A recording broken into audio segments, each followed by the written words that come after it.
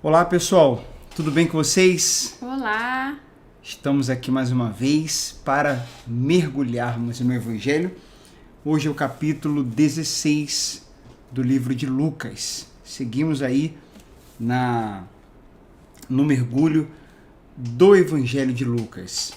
Inicio essa meditação pedindo a compreensão de vocês, embora eu já tenha colocado lá no grupo que nós temos. Inclusive, se tem alguém acompanhando essa meditação que não está lá no grupo, nos envie uma mensagem para você ser adicionado. O nome do grupo é Mergulhando no Evangelho, é o nome dessa série. Enquanto estou falando aqui, Michele está colocando o link lá no grupo Mergulhando no Evangelho, também no curso Projeto Casa. Enfim, entramos um pouquinho depois. Hoje já estávamos vindo de uma visita, né, de um terceiro atendimento, e é quando a gente chegou aqui 20 minutos antes. A gente está marcado aqui 8h50, chegamos 8h30 e tinha uma pessoa na porta da igreja para conversar, para desabafar, e ainda a gente explicando, dizendo que tínhamos esse compromisso, essa meditação aqui, mas a necessidade de desabafo era muito grande. Então a gente ainda ouviu, fizemos uma oração, então atrasou um pouquinho, mas graças a Deus marcamos um outro atendimento para amanhã, com calma, mas já deu para fazer um pré-atendimento, né? Deu para atender um pouquinho, oramos, a pessoa está bem, graças a Deus, e estamos aqui. Então deu para fazer tudo, só que teve esse pequeno atraso, tá bom? Peço a compreensão de vocês. E vamos em frente então. Agora, Michele vai ler, eu vou acompanhar aqui, capítulo 16, começa com a parábola do administrador astuto, na versão NVT, né? Fala assim. Depois nós vamos ler os fariseus e a lei, e em seguida nós vamos ler a história do rico e do mendigo. É um capítulo menor, né? Com 31 versículos, comparado a outros aí, né? É um capítulo menor, dividido nessas três partes, mas com ensinamentos, como todos os capítulos, né? Como o Evangelho é, profundos, para a gente guardar no fundo do nosso coração. Que Deus ilumine, abençoe essa meditação, ilumine seu entendimento, nos use por sua graça e misericórdia, e vamos em frente. Vai lá, Michele. Diz assim, no versículo 1: Jesus contou a seguinte história a seus discípulos. Um homem rico tinha um administrador que cuidava dos seus negócios. Certo dia foram-lhe contar que esse administrador estava desperdiçando o seu dinheiro. Então mandou chamá-lo e disse: "O que é isso que ouço a seu respeito? Preste contas da sua administração, pois não pode mais permanecer nesse cargo." O administrador pensou consigo: "E agora? Meu patrão vai me demitir. Não tenho força para trabalhar no campo e sou orgulhoso demais para mendigar. Já sei como garantir que as pessoas me recebam em suas casas quando eu for despedido." Então ele convocou todos que deviam. Só um detalhe, ele já contava com isso, né? Já estava ali planejando, na malícia, né? Já estava planejando o amanhã, contando que ele mesmo fala, né? Está claro aí, ele chamou os devedores, a gente vai ver, de seu senhor, ele reduziu as dívidas e com isso fez essa amizade. Para usar um termo mais atual, ele fez um network ali, né? Ele já costurou aquelas amizades com interesse, não era algo genuíno, puro, nada de amor, havia um interesse para que, através dessa amizade, dessa boa política ali, ou dessa política, né? Boa política não, dessa política, ele, quando estivesse sem emprego, quando fosse demitido, pudesse ser chamado por algum desses que ele estava ali favorecendo, né? Vamos lá. Versículo 5. Então ele convocou todos que deviam dinheiro ao seu patrão. Perguntou ao primeiro: "Quanto você deve ao meu patrão?" O homem respondeu: devo 100 tonéis de azeite. Então o administrador lhe disse: pegue depressa sua conta e mude para 50 tonéis. Então, quer dizer que ele já estava falando ali, olha, eu vou embora, então para você pagar menos, pega depressa a sua conta e mude para 50 tonéis. E quanto você deve a meu patrão? Perguntou o segundo. Devo 100 cestos grandes de trigo. Respondeu ele. O administrador disse: toma sua conta e mude para 80 cestos. O patrão elogiou o administrador desonesto por sua astúcia. E é verdade que os filhos deste mundo são mais astutos ao lidar com o mundo ao redor que os filhos da luz. Esta é a lição. Usem a riqueza deste mundo para fazer amigos. Assim, quando suas posses se extinguirem, eles os receberão num lar eterno. Se forem fiéis nas pequenas coisas, também serão nas grandes. Mas, se forem desonestos nas pequenas coisas, também o serão nas maiores. E, se vocês não são confiáveis ao lidar com a riqueza injusta deste mundo, quem lhes confiará a verdadeira riqueza? E se não são fiéis com os bens dos outros, por que alguém lhes confiaria o que é de vocês? Ninguém pode servir a 2 senhores, pois odiará um e amará o outro. Será dedicado a um e desprezará o outro. Vocês não podem servir a Deus e ao dinheiro. Antes da gente comentar aqui, eu vou ler 2 comentários, principalmente destacando aí o versículo 8 e 9, que estão aqui nessa Bíblia de Estudo. Jesus parece elogiar, e a gente estava meditando nisso hoje mais cedo, né? A desonestidade do administrador, mas não é isso. O que ele de fato destacou é que os fiéis precisam usar seus recursos com inteligência, mirando a eternidade.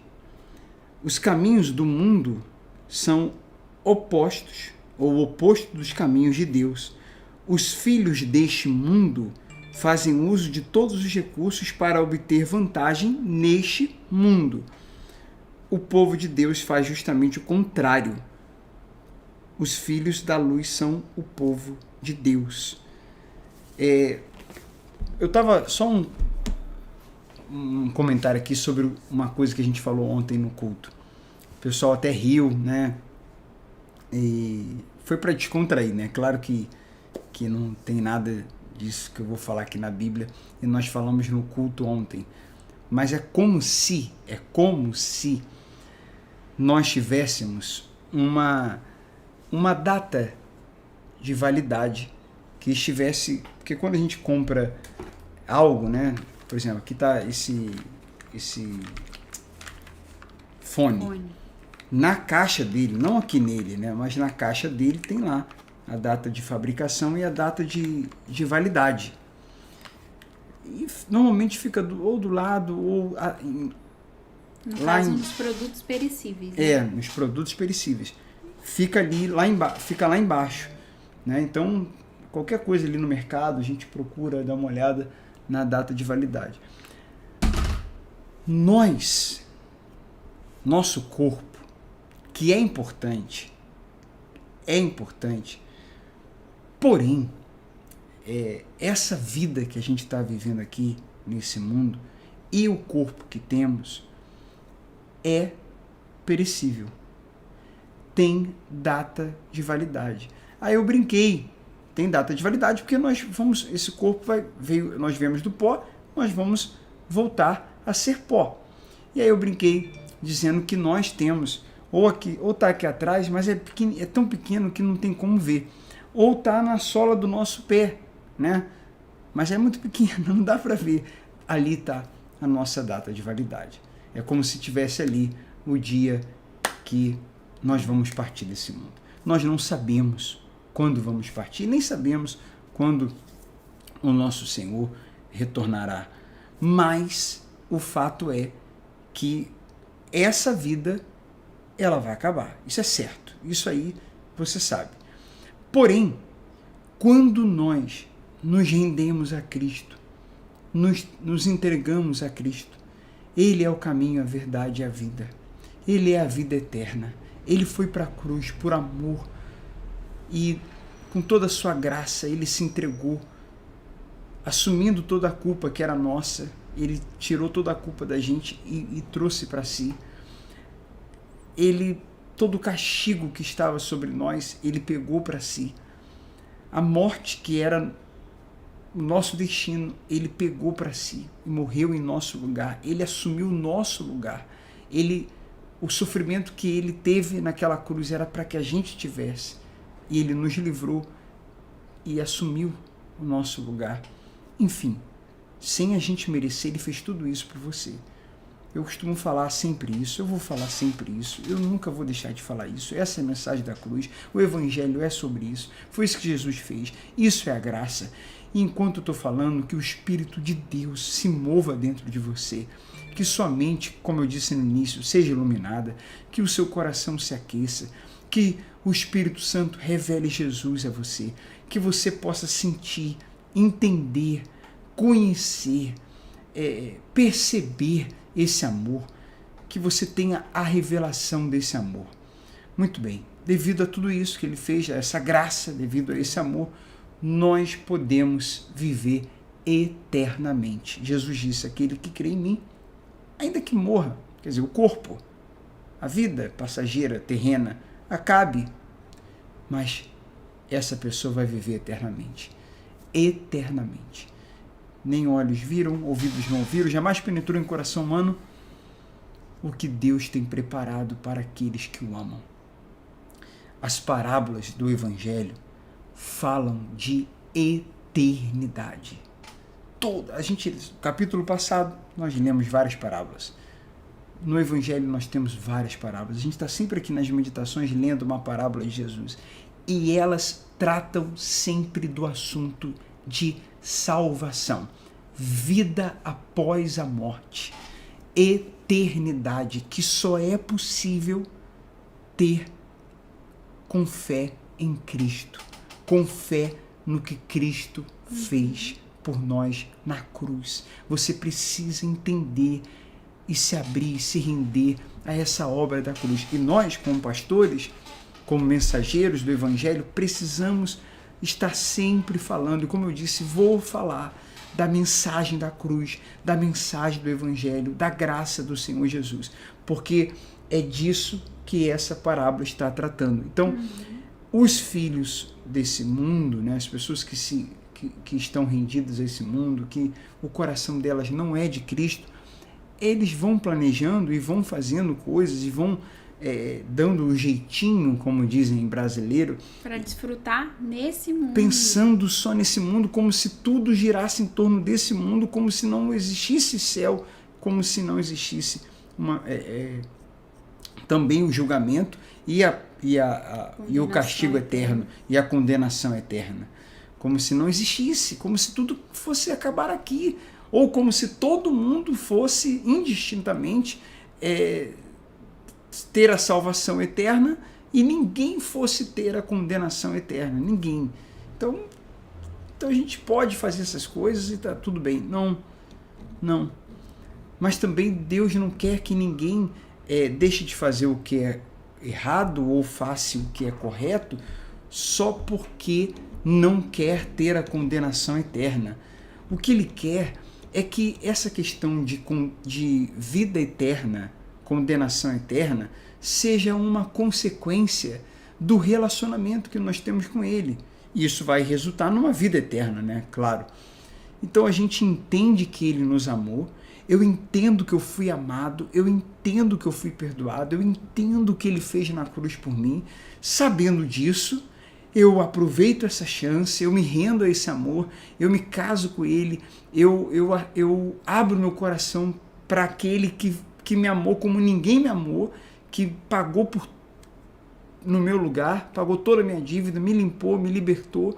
Então eu creio nele, eu abro meu coração para Ele e eu recebo a salvação. E enquanto eu não morro, porque a gente está vivendo aqui, né? A gente ainda estamos vivendo aqui. Enquanto não morro ou ele não volta, vamos viver aqui. Mas vamos viver aqui, Michele, mas assim, vamos viver aqui pensando na eternidade. Vamos viver aqui como se não fosse acabar aqui, e de fato não vai acabar. Não vai acabar aqui. Então, quem se entrega para Cristo, quem recebeu essa graça, quem é filho de Deus, pensa na eternidade e vai pautar suas decisões, suas escolhas, vai viver no dia a dia com o seu foco na eternidade. Então, essa parábola mostra um grupo, pessoas que estavam fazendo coisas pensando só nessa vida. E aí tem aquela passagem, né? Que como é que diz? Aqueles que pensam somente, aqueles cuja esperança estão somente nas coisas dessa vida, são os mais infelizes de todos os homens. Na verdade, se a nossa esperança, se a nossa em Cristo esperança se limita apenas a essa vida, somos os mais porque infelizes. há quem tem a esperança em Cristo. Não, Cristo vai me abençoar isso aqui. Só que ela se limita a essa vida. Cristo vai me dar isso, vai me dar aquilo, vai resolver os meus problemas aqui. Eu sou mais infeliz de todos os homens, tanto quanto aquele que não conta com Cristo, né? Sim, mas Cristo abençoa a pessoa aqui? Sim. Ele ajuda a gente a resolver problemas aqui? Sim, faz parte do reino. Tá errado eu ter esperança nele para essa vida? Não. O problema está... O problema é quando a minha esperança tá só nessa vida. É quando eu penso só nessa vida. Quando eu penso que Cristo é só para me abençoar nessa vida. Quando ele foi para a cruz, principalmente para me dar vida eterna. E não só me abençoar também, mas não só ou principalmente me abençoar nessa vida. É também me abençoar nessa vida, mas é principalmente me dar vida eterna. Então eu não sei se você que está meditando com a gente, fica essa pergunta, você pensa na vida eterna? Você planeja e faz escolhas? Você vive aqui essa vida terrena, passageira, temporária, com data de validade, a gente só não sabe a data, mas tem data de validade. Você pensa, você vive focando na eternidade? Porque quando eu foco na eternidade, que eu tenho alegria. A gente falou também isso no culto ontem. Do lado de fora, Michele, as coisas estão dando errado. Às vezes dá certo, às vezes dá errado. Tem momentos que a gente passa desertos. Mas quando eu estou focado na eternidade, eu estou passando deserto, mas eu não vou desertar. Eu estou passando deserto, mas eu não vou desertar. Por quê? Porque eu sei que o deserto passa, assim como essa vida passa. E a glória também dessa vida passa. O que nós buscamos é a glória eterna. Isso não vai passar, isso é eterno.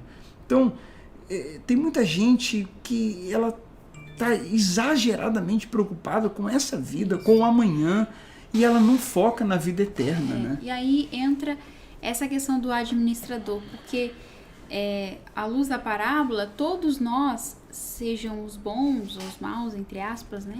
E não tem bons nem maus, bons é um só que é Deus, mas, digamos, os filhos da luz e os filhos das trevas, todos se igualam como administradores das posses de Deus, né? Porque tudo vem dele, né? Tudo é dele. E ele que governa, né? Há já um governante que se chama Jesus. Então, todos os recursos, né? Todas as condições que nós temos hoje vêm dele, né?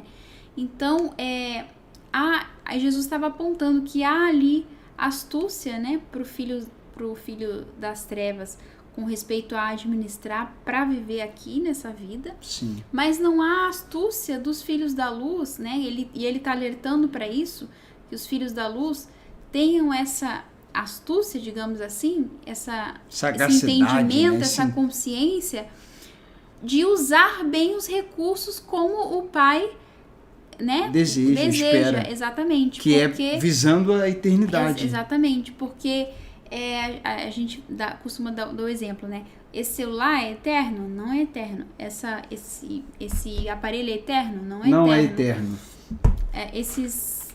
Esses objetos aqui o que a que é gente tem na eterno aqui? mesa não são eternos. Tudo que né? está aqui, o que é eterno?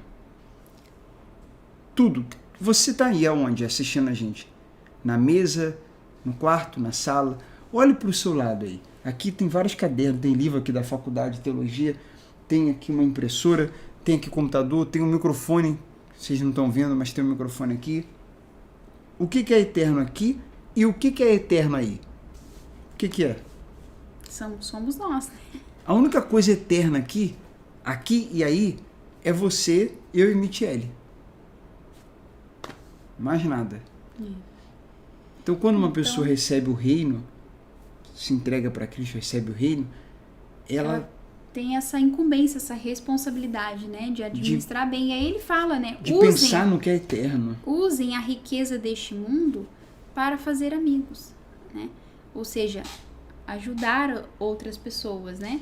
Que é justamente essa nossa missão. Quando Deus nos confia mais, e nós estamos no seu reino, é justamente porque Ele quer que a gente administre de alguma forma, ajude, acrescente, né, na vida de outras pessoas, que esse dinheiro, papel, se transforme em valor, se transforme numa ferramenta de levar as pessoas a terem esse reino também, né, que elas também isso é muito forte. Porque ele vai falar, né, assim, quando suas posses se extinguirem, eles os receberão num lar eterno.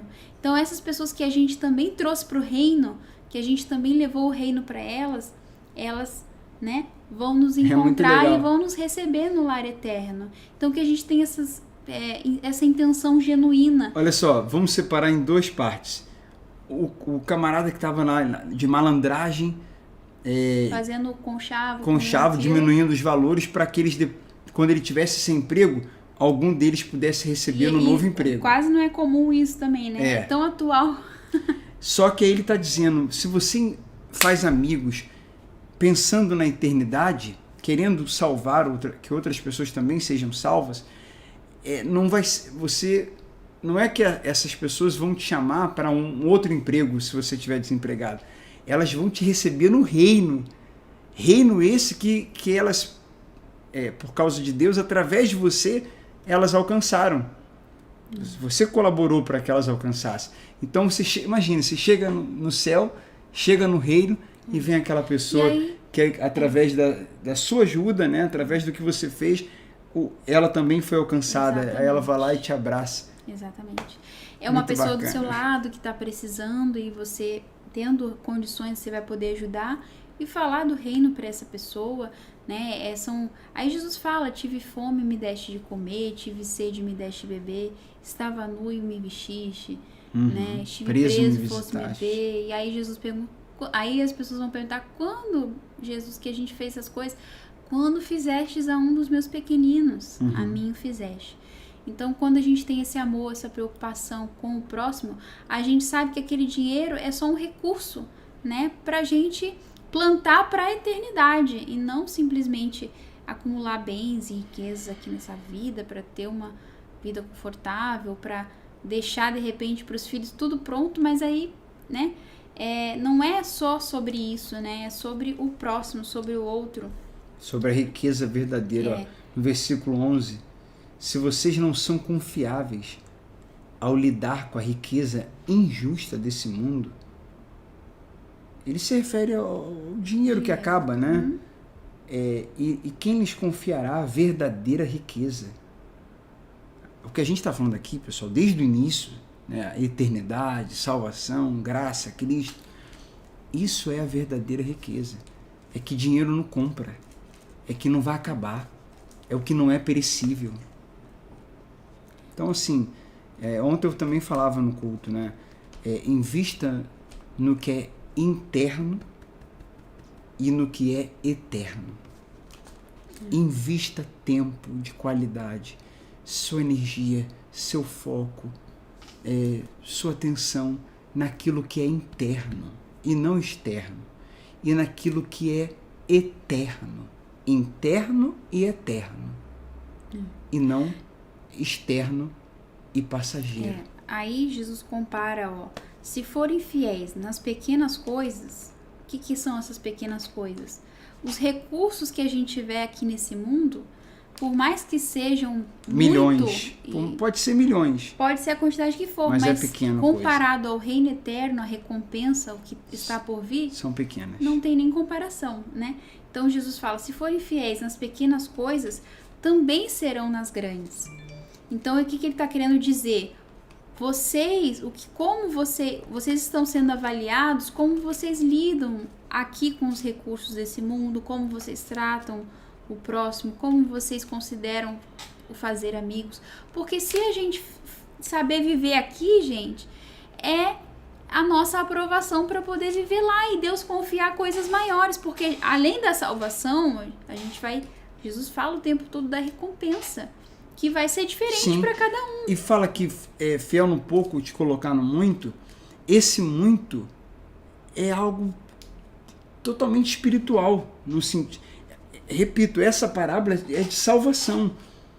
Não é, pode ser também Deus dar uma responsabilidade maior nessa vida, abrir uma porta maior, mas não é nem disso que está sendo tratado aqui. Eu estou sendo fiel no pouco, pouco dinheiro, e aí agora Deus vai me dar muito dinheiro, porque eu fui fiel com pouco dinheiro. Não é nem isso, embora isso possa acontecer, mas não é nem disso que a parábola está tratando. A parábola está tratando, repito, de eternidade. Eternidade. E, para encerrar, para a gente ir para o versículo 14, no finalzinho aí, acho que vale comentar, né? Ninguém pode servir a dois senhores. Que são muitos fazem do dinheiro o seu senhor, né? O único Fala na aí, Bíblia que eu já falei bastante. O único na Bíblia, né, que Deus compara como um senhor é o dinheiro. É o dinheiro, né? Então ele fala: ninguém pode servir a dois senhores, pois odiará um e amará o outro, ou será dedicado a um e desprezará o outro. Vocês não podem servir a Deus e ao dinheiro. Então, não existe essa possibilidade. Jesus está deixando bem claro. Ou vocês servem a Deus, ou vocês servem ao dinheiro. Então, cabe a gente avaliar quem que a gente tem servido, né? Se a Deus ou a Mamon. Aí você pergunta, Michele, Marcelo, mas eu sirvo a Deus, eu não sirvo a Mamon. Tá bom. Mas, e os projetos, a sua formação, quem você vai casar, suas escolhas, quantos filhos você vai ter? A gente pergunta para quem? Para o dinheiro? Ou para Deus? Para nossa conta bancária, quanto que a gente tem ou quanto que a gente vai ter? Ou a gente pergunta para Deus o que ele quer que a gente faça, né? Porque há quem pergunte para conta bancária, o dinheiro que eu tô tendo só dá para eu fazer isso aqui, né? Ou só dá para eu ter esse filho aqui. Não tá dando para eu ter filho, porque eu não tenho dinheiro. Tudo bem a pessoa planejar. Tudo bem a pessoa não ser inconsequente. Mas se ela consulta só a sua condição para dar os passos na vida, para tomar as decisões, e não consulta a Deus, então ela está colocando, sem perceber, assim, às vezes sem maldade, nem está percebendo, mas ela está colocando dinheiro acima de Deus. Porque os passos que ela dá, ou ela deixa de dar, são baseados nas suas condições. Porque se ela pergunta para Deus, Deus, o Senhor quer que eu faça isso? O Senhor quer que eu faça aquilo? Mas eu não tenho as condições. Mas se é a tua vontade, amém. Ele isso que eu ia falar, e ele vai prover, poxa. Então ele é meu Deus, minha vida está na mão dele. Mostra a nossa confiança, a nossa dependência dele, que a gente não está contando com... Porque se a gente faz de... Como que a gente sabe? Eu até notei aqui mais cedo, né? Como a gente sabe que o dinheiro é nossa mamão? Por quê? Porque o dinheiro, ele nos dá... Ele manda na gente, né? Ele decide o que a gente vai fazer ou não vai. É o que a gente está falando. Faz isso, não faz. Ele nos dá segurança, né? Ele nos dá paz, né? Porque quando a gente tem uma boa quantia de dinheiro, ele nos dá uma certa paz, né? Porque, eu tenho dinheiro ali, então... E ele nos dá, né, outras coisas mais. Então, Às vezes a gente escolhe a profissão assim, aquela profissão ali vai me dar mais dinheiro, então eu vou naquela profissão. Mas, de repente, Deus quer usar você de outra forma. Então, você não deve ser guiado pelo que dá mais dinheiro, não. Então, quem quiser se tornar filho de Deus e viver uma vida de filho, quem tem que nos guiar é Deus, é o Espírito Santo. Então, a gente tem que perguntar para Ele, tem que consultar Ele, tem que confirmar e se submeter à vontade dele, crer que ele vai prover, ele dá os recursos. Quem já aprendeu a viver pela fé sabe que ele sustenta, que ele provê, que ele é provedor, né? Então, isso não só a vida de pastor, missionário, né? Isso é para todos os filhos, né? É uma vida para todos os filhos. Então deixa Deus mandar em você, deixa Deus te guiar e deixe Deus ser sua segurança.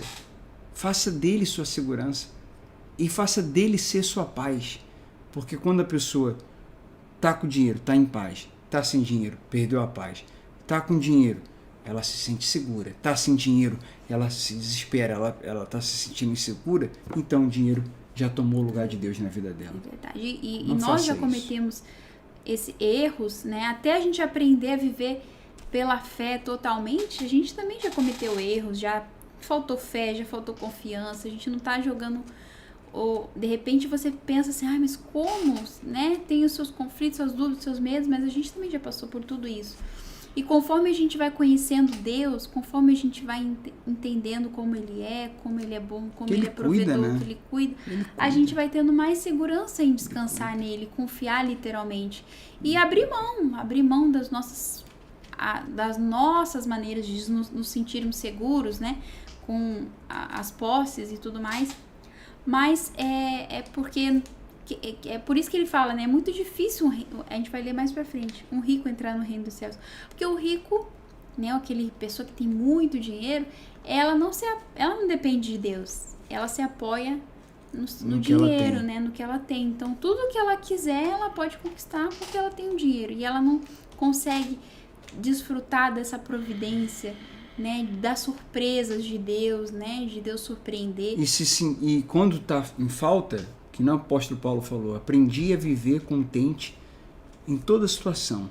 Sei tanto viver na fartura quanto na escassez, que ele já teve por cima e por baixo. Uhum. Então ele entendeu que Cristo, a graça era tudo para ele. Então ele aprendeu a ficar contente, no muito e no pouco. Quando a pessoa tem esse entendimento, essa intimidade com Deus, essa maturidade espiritual, é porque ela está em outro nível realmente. Ela foi para outro nível. E a gente está aqui mergulhando no Evangelho. Que é para te levar para esse nível. Para subir mesmo o nível de vocês. E a gente também continuar subindo de nível. A gente está aqui para subir de nível. Para a gente ir mais fundo, né? Para a gente sair do raso. Para a gente ter uma relação com Deus realmente mais profunda. Porque hoje em dia, né, Marcelo, tem muitas mensagens assim na internet, né? Com o avanço da internet, tem muitas. Eu me aposentei com 32 anos. Conquistei minha liberdade financeira. Então, o que acontece? As pessoas estão ficando doidas com isso. Elas querem trabalhar, buscar viver em função do dinheiro, porque eu também quero me aposentar aos 32 anos. Ou seja, eu não vou precisar mais ter preocupação na vida com dinheiro, com nada, né? Então, realmente, isso é um sonho humano, um sonho carnal, porque a pessoa quer se apoiar naquilo que ela tem, né? Enfim, e aí, se aposentar aos 32 anos. Mas e aí? Sem propósito de vida, ela vai, né? Realmente ela está servindo a mamão. Essa é a palavra, propósito. Você vai escolher o curso da faculdade. Escolha por propósito, não pelo dinheiro. Você vai morar em qual estado? Eu atendi uma pessoa que ela está fora do estado onde ela morava e fica essa dúvida se continua onde está, se volta. E a pessoa estava falando sobre trabalho, sobre o salário, e o meu conselho foi esse: olha, não dizendo que não é importante o trabalho, não é importante o dinheiro, o salário, essas coisas são importantes, sim. Quem é que não quer um salário maior, um salário melhor? Todo mundo quer. Mas eu orientei a pessoa, uma pessoa muito querida, que a gente conversou, muito querida, e eu falei: olha, pergunta para Deus. Pergunta para Deus e se mova pela voz dele. Se mova por um propósito, porque às vezes, como o Michele falou, você vai para um outro lugar, diferente do que você queria, ou você vai trabalhar num lugar que vai ganhar menos, o salário até menor, pode ser maior, mas pode ser que seja menor, porém lá naquele lugar é onde você mais vai crescer, ou lá naquele lugar é onde Deus vai te usar para salvar uma pessoa, e Ele queria que você lá, tinha que ser ali, porque Ele tem um plano com você ali, ou porque lá você vai dar o seu melhor, e o salário é menor, mas você deu o melhor, e aí futuramente alguém que te conheceu lá naquele trabalho de salário menor vai te indicar para uma outra oportunidade que o salário é bem maior. Pode acontecer também, mas tudo só aconteceu porque processo, né? Porque você fez uma escolha movida por propósito. Entende? Então, na hora de avaliar, não avalia só quantia, avalia o propósito. Pergunta para Deus, vê aonde que teu coração vai arder. Não seus olhos brilharem ou aparecer aquele cifrão, não. Vê onde o coração vai arder, aonde Deus, sabe, vai te dizer, ó, vai por aqui. E a gente pode falar isso com propriedade, pô, porque a gente passou desertos terríveis aí, e a gente abriu mão de estabilidade, a gente abriu mão de muito mais conforto, a gente abriu mão de quantias bem maiores para viver de favor, para receber ajuda de familiares, para passar um deserto que vocês que estão assistindo aqui não fazem ideia do que a gente já passou, de dificuldade, depois da gente ter tomado decisões movidos por propósito. Porque se fosse por outra razão, se fosse por dinheiro, por conforto, por notoriedade, por qualquer outra coisa, não tomaríamos não certas decisões que tomamos não tomaria de jeito nenhum. Foi propósito, foi voz de Deus. Então, assim, somos humanos, nós temos falhas e muito para aprender, mas quando a gente fala de tomar decisões por propósito, a gente fala, nessa parte, a gente fala com total propriedade. E aí a gente entende, né, que os filhos de Deus não são apegados, né, às coisas, são pessoas dispostas a ir aonde Deus mandar. É como Jesus fala, né, o nascido de novo é como o vento, ele não sabe onde vem nem para onde vai. Então a gente não planeja o futuro, eu quero daqui a 5 anos tá assim, assim, assim, ou tá em tal lugar, fazendo tal coisa. Não, porque a gente tá disponível para o vento do Espírito. Ou se planejar, planeja, mas completamente aberto, desprendido e sempre orando. Meu Deus, que seja feita a tua vontade. E tudo pode mudar, a qualquer momento. Tudo pode mudar. Ou então, na hora de fazer o planejamento, já faz com a direção de Deus. Exatamente. Exato. A gente já fez projetos também. Eu gosto de planejamento.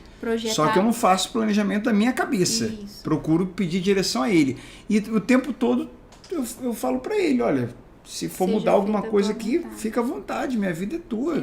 Se mudar tudo que foi planejado aqui, o Senhor muda, o Senhor faz o que o Senhor quiser. Mas assim, quando a gente está na dependência de Deus, a gente entende que às vezes acontecem coisas na nossa vida que a gente nem imaginava. Muito melhor do que a gente imaginava. Porque os planos de Deus, quando a gente está no centro da vontade dele, os filhos dele, os planos dele são maiores, né? Abraão foi considerado o pai da fé porque ouviu uma voz dizendo vai.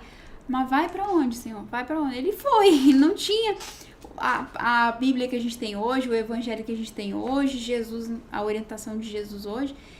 Mas ele foi, e lá, no meio do caminho, ele enfrentou várias dificuldades, teve fome no Egito também, passou aperto. Abraão, pai da fé, ele passou por um tempo de escassez, de crise, né? Enfim, parou lá numa província que o rei pegou a esposa dele, ficou 2 anos sem a esposa e tal, mas ele creu, ele sabia que Deus tinha um propósito, tinha uma promessa, e ele continuou perseverando. Né? Então, assim, demorou 25 anos para a promessa do filho se concretizar. Mas, hoje em dia, os crentes, né, atuais, da atualidade, querem que Deus faça as coisas tudo em 1 ano, em 7 dias. Em 3 dias. Traga o seu marido em 7 dias. Em 3 dias. Bem, O vamos lá. evangelho da atualidade moderna, né? Tá querendo express. Os planos Esse negócio, de Deus movem esse negócio de express. 7 dias, 3 dias, tinha muito em certas casas, né? Em certas casas. Faz aqui um ritual, faz um trabalho e aí traz. Só que o pessoal, evangélicos querem copiar isso. Mas vamos lá, esse é outro assunto. Vamos embora. Então, vamos lá. Vamos seguir. Versículo 14. Os fariseus, aí diz, os fariseus e a lei. Os fariseus que tinham grande amor ao dinheiro, ouviam isso tudo e zombavam de Jesus. E então ele disse, vocês gostam de parecer justos em público, mas Deus conhece o seu coração. Pare de viver de aparência. Aquilo que este mundo valoriza é detestável aos olhos de Deus. Fala, Deus. Deixa a palavra, né, gente, nos confrontar, né? Porque às vezes a gente tá com uma mentalidade tão materialista que a nossa alma grita, a nossa alma é contrariada ali. E pra gente se render à vontade de Deus, às vezes é ali um confronto com a carne, né? Pra gente se enquadrar nessa realidade, nessa mentalidade do reino de Deus. Porque olha o que ele fala. Vocês parecem justos em público, mas Deus conhece o coração. Aquilo que este mundo valoriza é detestável aos olhos de Deus. Até a chegada de João... É na contramão do mundo mesmo. Na contramão do mundo. E da religiosidade. Até a chegada de João, a lei de Moisés e a mensagem dos profetas eram seus guias. Agora, porém, as boas novas do reino de Deus estão sendo anunciadas e todos estão ansiosos para entrar. É mais fácil o céu e a terra desaparecerem que ser anulado até o menor traço da lei de Deus. Então, isso não muda, Versículo gente. 18. É um princípio imutável. Assim, o homem que se divorcia da sua esposa e se casa com outra mulher, comete adultério. E o homem que se casa com uma mulher divorciada também comete adultério, né? Jesus estava ali falando no contexto, né? Denunciando um contexto, a mentalidade de usar o outro, de descartar o outro como objeto. E ele está dizendo, vocês estão em pecado, eu conheço vocês por dentro. Vocês estão vivendo de aparência, parem de viver de aparência. E eles não gostaram, né? Não gostaram das coisas que Jesus estava falando. As coisas que Jesus estava falando, estava confrontando eles, que eles viviam de aparência, eles descartavam pessoas como objeto, qualquer coisa já queria divorciar, eles amavam o dinheiro, o senhor deles era Mamon, eles, enfim, estavam sendo confrontados o tempo todo, esses religiosos aí da época, né? Versículo... E aí o contexto da época era esse divórcio banal, né? Por qualquer coisinha, Exato. Imagina, aí já descartava a pessoa, né? Existem contextos, né? De traição, de adultério, de abuso até mesmo, de coisas, né? Que não está dentro desse contexto aqui. Ele está falando a respeito de coisas mínimas, né? Que na época, né? O homem usava, a mulher descartava, enfim. E aí ele estava falando que isso, cada um deles ia ser cobrado por isso. A história do rico e do mendigo. Jesus disse, havia um homem rico que se vestia de púrpura e linho fino e vivia sempre cercado de luxos. À sua porta ficava um mendigo coberto de feridas chamado Lázaro. Ele ansiava comer o que caía da mesa do homem rico e os cachorros vinham lamber suas feridas abertas. Por fim, o mendigo morreu e os anjos o levaram para junto de Abraão. O rico também morreu e foi sepultado, e foi para o lugar dos mortos. Ali em tormento, ele viu Abraão de longe com Lázaro do seu lado. E o rico gritou, Pai Abraão, tem compaixão de mim, mande Lázaro aqui para que molhe a ponta do dedo em água e refresque minha língua. Estou em agonia nessas chamas. Abraão, porém, respondeu, Filho, lembre-se que, durante a vida, você teve tudo o que queria, e Lázaro não teve coisa alguma. Agora ele está aqui sendo consolado, e você está em agonia. Além do mais, há entre nós um grande abismo. Ninguém daqui pode atravessar para o seu lado e ninguém daí pode atravessar para o nosso. Então o rico disse: por favor, pai Abraão, pelo menos mande Lázaro à casa de meu pai, pois tenho 5 irmãos e quero avisá-los para que não terminem neste lugar de tormento. Moisés e os profetas já os avisaram. Respondeu Abraão: seus irmãos podem ouvir o que eles disseram. Então o rico disse: não, pai Abraão, mas se alguém dentre os mortos lhes fosse enviado, eles se arrependeriam. Abraão, porém, disse: se eles não ouvem Moisés e os profetas, não se convencerão, mesmo que alguém ressuscite dos mortos. E quem que ele estava falando aqui que ressuscitou dos mortos, né, gente? Jesus. E mesmo assim eles não creram, né? Só um... Assim, você falou a parte mais forte e o finalzinho. Mas assim, só o contexto dessa parábola é mais uma vez o reino de Deus colocando esse mundo de cabeça para baixo. Ricos, poderosos, até tem um comentário aqui, ó. Os ricos, orgulhosos e poderosos sendo humilhados, enquanto pobres, humildes e oprimidos sendo exaltados. Por causa de Cristo, né? Porque poderosos, orgulhosos e ricos se apoiando na riqueza e fazendo do dinheiro seu Deus, e pobre, humilde e oprimido fazendo de Cristo o seu Deus, aceitando o Evangelho, né? Não se apoiando no que se tem, até porque não se tinha, e se rendendo a Cristo. E esses aí recebendo a salvação. Uma coisa também que a gente estava meditando hoje mais cedo é que as pessoas... Isso é um falso ensino. Isso é um falso ensino que, infelizmente, se espalha como um vírus em muitas igrejas. Não em todas, é claro, mas em muitas, infelizmente. Que é de tratar, de olhar, de classificar, de medir a espiritualidade de uma pessoa. Ou a bênção de Deus, né? Pelo que ela tem, pelo material. E Jesus estava falando nisso justamente porque nessa época a cultura era isso, né? Sim. De que a bênção de Deus era sinônimo de muita riqueza. E ao contrário também, pobreza era sinônimo de maldição, né? E aqui Jesus está mostrando que não tinha isso no reino dos céus, né? Que é o que está dentro da gente. A ponto da pessoa falar, a ponto da pessoa falar assim: pornografia está completamente fora do... A gente falou sobre adultério, aí ele colocou a pergunta. Estão? Não entendi. Acho que era então, né? É óbvio que sim, né? Então, voltando aqui ao raciocínio, às vezes a pessoa classifica assim: olha que bênção, eu vou ganhar o dobro, que bênção, eu vou ganhar o dobro.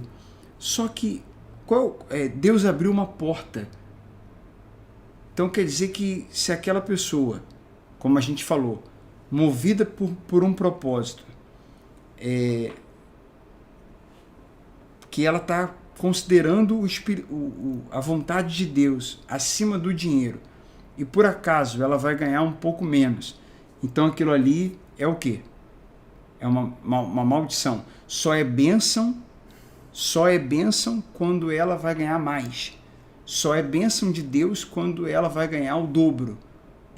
Se ela está ganhando um pouco menos, mas está feliz, mas Deus está usando ela ali naquele local, naquele outro que ela ganharia mais, talvez ela poderia se perder.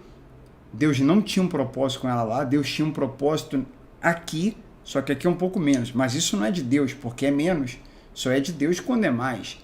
Então propósito não vale, princípios não vale, caráter não vale, plano de Deus não vale. O próximo, às vezes é uma pessoa. Quando Jesus foi para Gadá, né?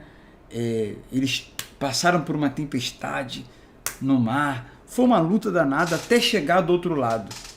E quando ele chegou do outro lado, tinha um homem endemoniado que Jesus libertou. Quando a gente lê todo o contexto, a gente fala, meu Deus, então toda essa luta para chegar desse outro lado, e o motivo de Jesus ter ido naquela cidade era por esse homem, porque esse homem depois, ele até falou assim, posso ir com vocês? Porque Jesus estava indo de cidade em cidade com os discípulos. Aí ele já liberto, saiu todos os demônios, ele estava feliz, leve, super bem, falou, posso ir com vocês? Posso? Jesus fala, não, eu te libertei por um propósito.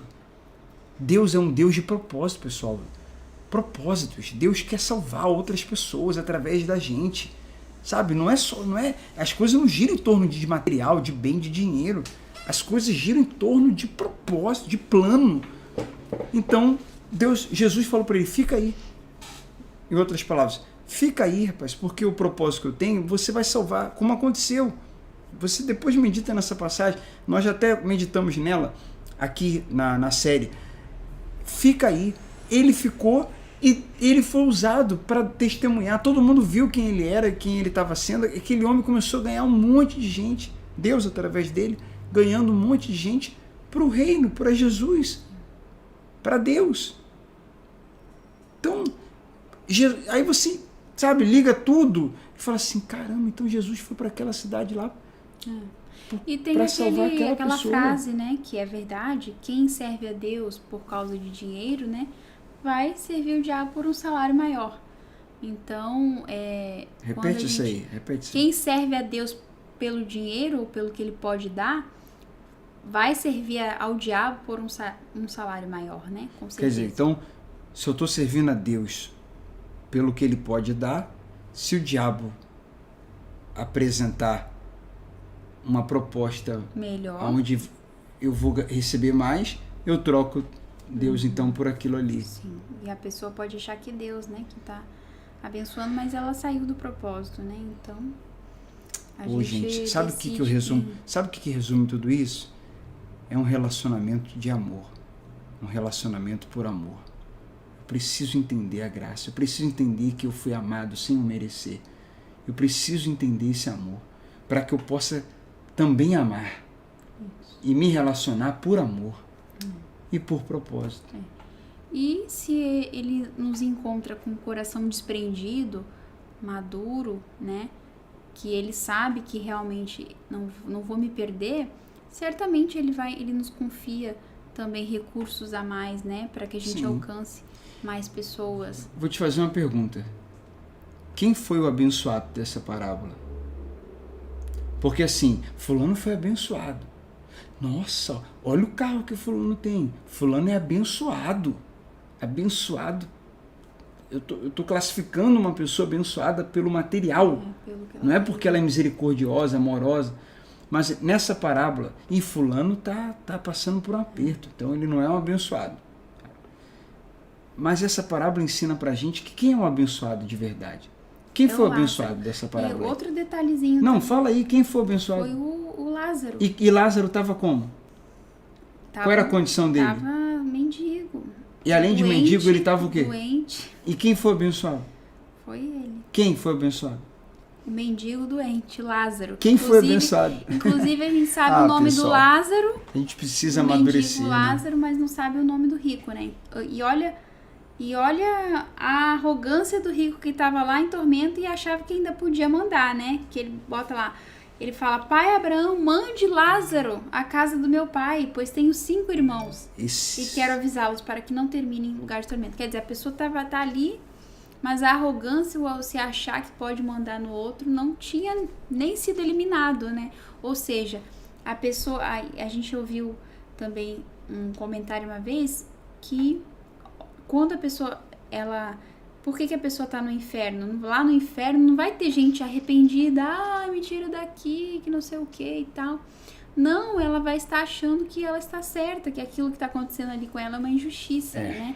Então o Lázaro... Isso é forte. Não teve...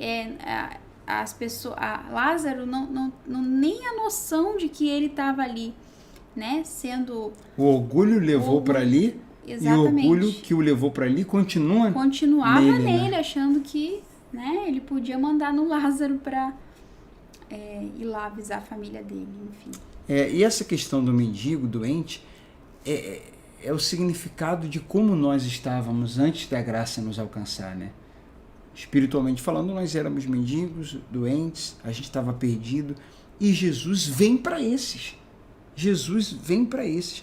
E assim, para encerrar, o Evangelho, e o Evangelho, porque a gente não está aqui falando o que a gente acha, a gente está aqui lendo e comentando o Evangelho. O Evangelho não é anti-riqueza, não é radicalmente contra a riqueza. O Evangelho é contra a ganância, contra o materialismo, contra o apego ao dinheiro, contra fazer do dinheiro o seu senhor.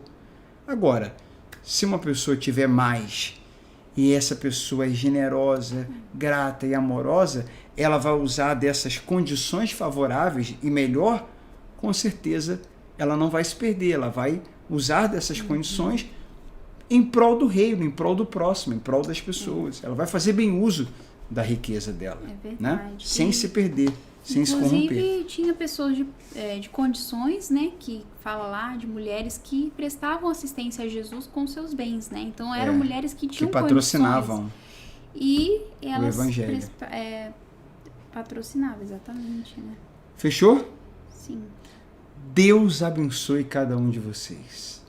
Que essas palavras do Evangelho fiquem guardadas e que Ele nos capacite, vocês, nós dois, a colocarmos essas palavras em prática, no nosso dia a dia, na nossa vida, nas nossas escolhas.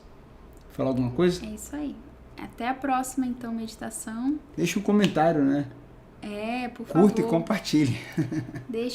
Pode ser um breve comentário ali embaixo, tá bom? Você que chegou até aqui, muito obrigada pela sua participação. Se você está gostando, deixe esse comentário então. Deixe um like, um joinha para que esse vídeo chegue a mais pessoas. Tá bom, pessoal? Deus abençoe. Um abraço a todos, até a próxima.